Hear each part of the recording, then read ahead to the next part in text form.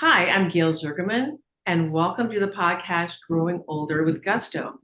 How many of us have wanted to learn how to reinvent ourselves after a corporate career?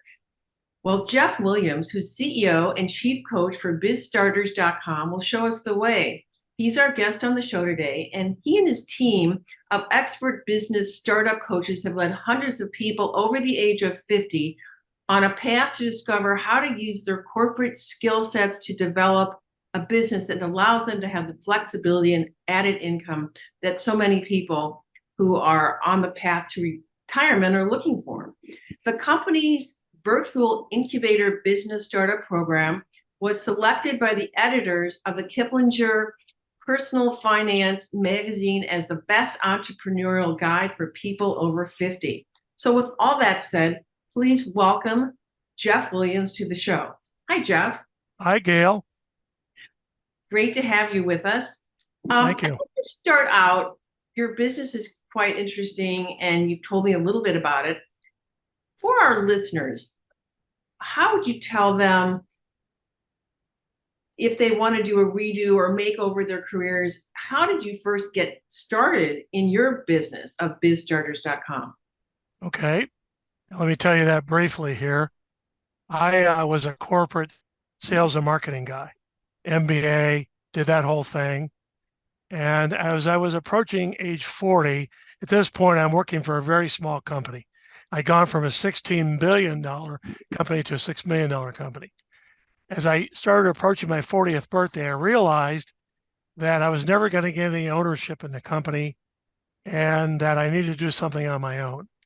So I spent about 6 months in my basement with a flip chart going through business ideas. And I realized that what I kept coming back to was I love to teach, but I had to figure out a way to make money doing this so I could support my family. So I decided that I would start in my specialty, which was marketing.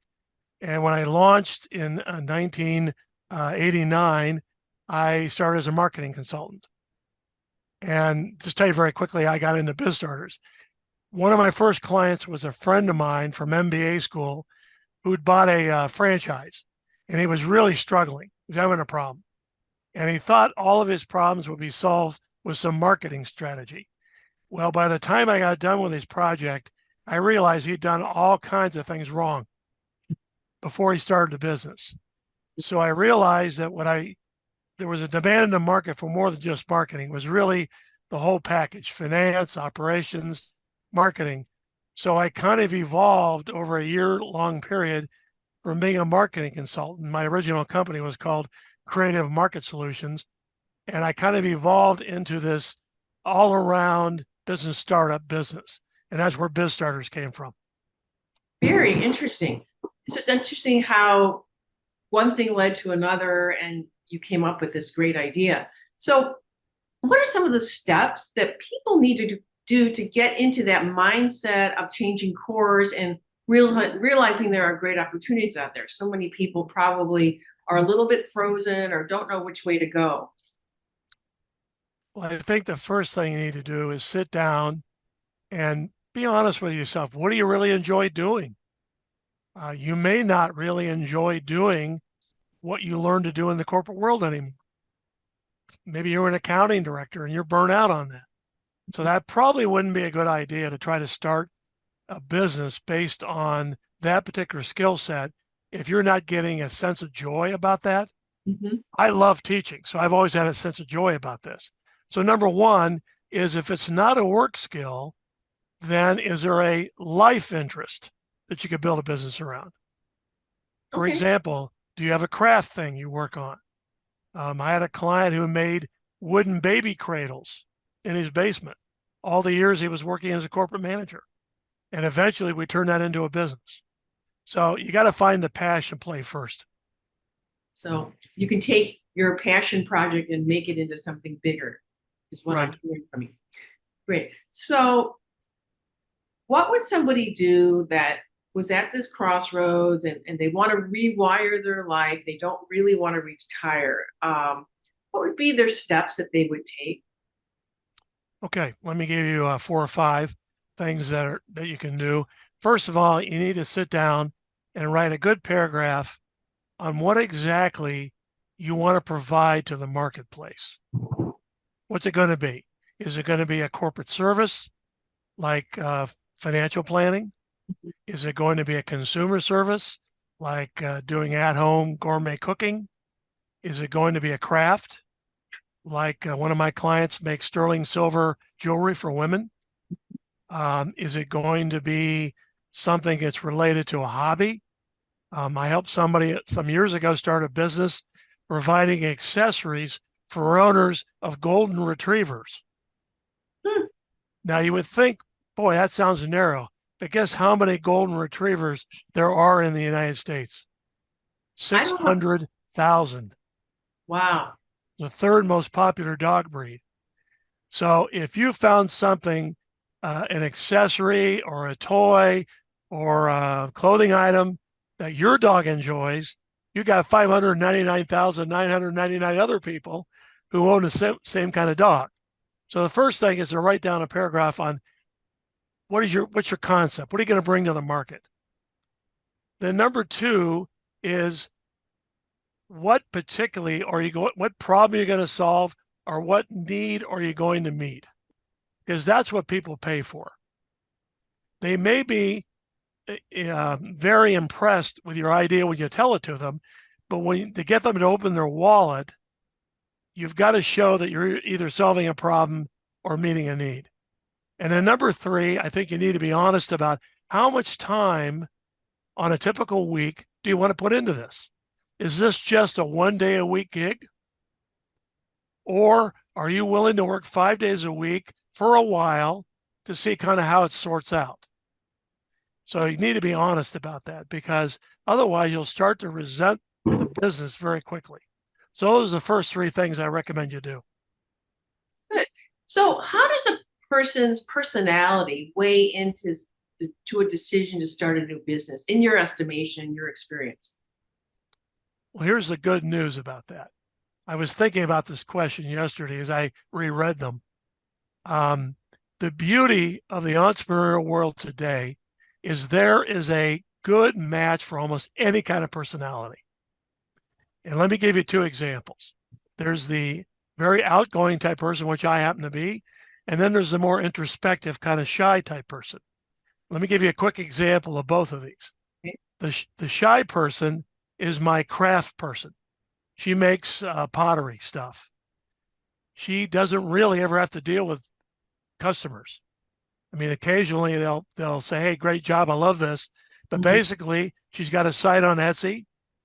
She makes the product, she puts it up with great explanations, fair pricing, and then she makes sure that when they order it, she gets it shipped out to them right away. And she puts a nice little note in saying, "Thanks so much for buying this." But she really didn't have to deal with people too much if she didn't want to. And so that's kind of fits the personality for someone who's kind of shy. In my case, I would go crazy if I didn't talk to people every day. So in my case, I do a lot of public speaking and public workshops and webinars, which are web-based workshops. Right. So that fits my personality well. So those are really two different angles, but you can go either way today. So I hear a lot about this hybrid work model that's in the workplace today. How would it be applicable to people starting their new business, or how would it impact that? Yes, it does. In what way? Could you tell us a little bit about it?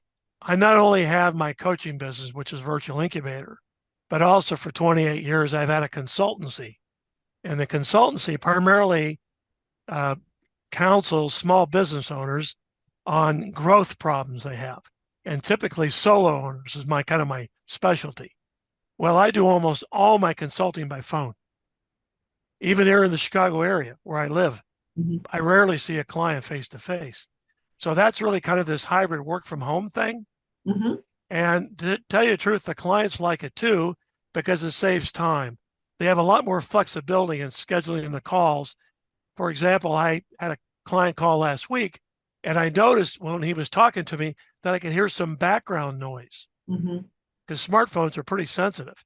And he said, "Oh, yeah, I'm sitting in my car by the side of the road." Because we were doing it remotely, he didn't have to rush back to his office to have a conference with me. Interesting. Now, when I do want to go see somebody, then I'll go out and I'll do some sales prospecting and I'll go talk to some prospective people and I'll go see them face to face. So there I kind of do both. So yeah, the hybrid model definitely works. And to tell you the truth, I think as we go along here, you're going to find, particularly if you sell to corporations, they're going to have smaller and smaller office space, which is going to make it harder for them to meet with you in their office space. So they really want you to do it remotely. Right. Right. So it works well. Excuse the lightning in the background. I'm in the middle of a storm. Oh, are you? I Ooh, am. sorry to hear that. Yeah. Tell us a little bit about the virtual incubator part of your business. That's Sure. intriguing. Yes, let me tell you about that. We've been doing startup coaching for about 28 years. When we started, we took almost anybody that came along, any age. We had an 80-year-old person start. We had a 28-year-old person start. As we got into the late 80s, early 90s, and then to the late 90s, we started getting more and more inquiries from people who were around 55 years old on average. And this was particularly in the early 2000s. And I started thinking to myself, why is this happening? Well, I did a little math and I figured out that the oldest baby boomers were turning 55 years old in 2000 and 2001. And I discovered there's kind of a psychology of that age.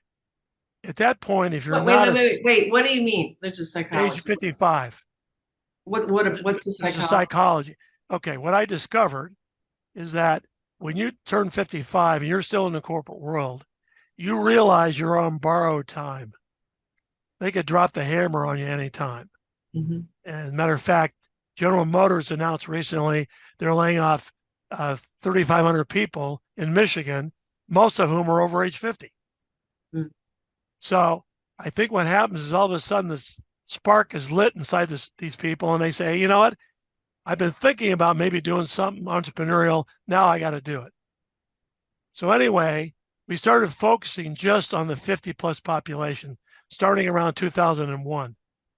And as part of that, I surveyed about 100 of these people.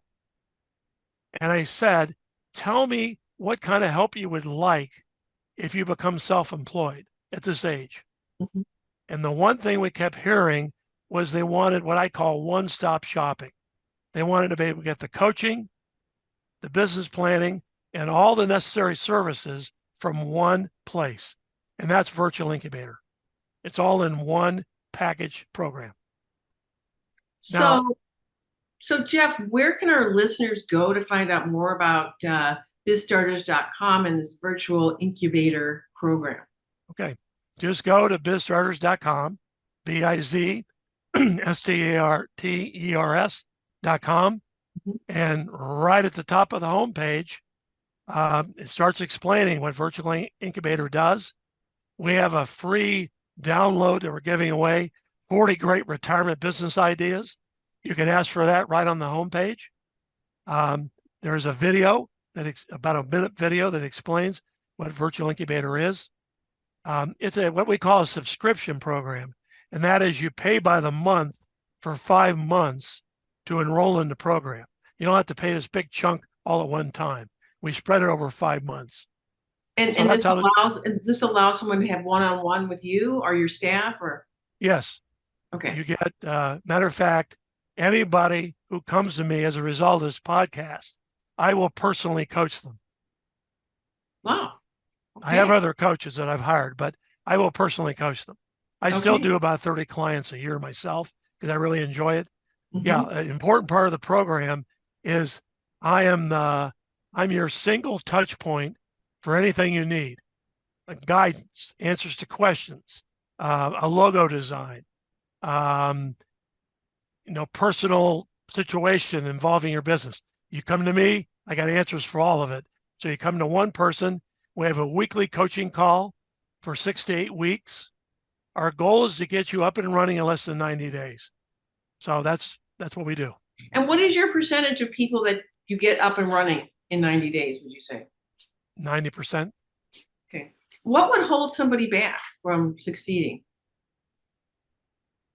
Well, first of all, we have an honest conversation before they enroll about what their financial expectation is the first year, what's their family situation. For example, are they caregivers for older adults in their family? How might that play out over the next year? So because we do that, most of our people are very clear on what they can do and can't do. The one time we've had people pull away once they start the program is when there was an unexpected health crisis in the family, either theirs, the spouse, or a family member. That's the only time we really had people pull back from the program. Mm-hmm. And we understand. So what we'll do is we'll postpone. We've one individual, we waited 4 months before we restarted the program. Don't have a problem with that. Okay. So you can put the pause button on if you want to. Yeah, or if need you to. can. Yeah, if you need it. Okay. Jeff, thank you so much for being on the show today. And we appreciate all the information you've given to our listeners. Very interesting, very useful for a lot of people who are at a crossroads and really want to reinvent themselves. And instead of maybe retiring, rewiring. So thank you so much. Well, thank you, Gail. I enjoyed talking to you and to your listeners. Thank you. Thank you very much. For those of you who are listening and enjoying this episode, which I'm sure you are, please share with your friends and other people that might be interested. Thank you, and remember to enjoy every day. This has been Growing Older with Gusto with your host, Gail Zugerman, edited by Reno Lovison. Tune in to future episodes and find past episodes wherever you like to listen to podcasts, or visit growingolderwithgusto.com to explore ways to live an enjoyable and vigorous life.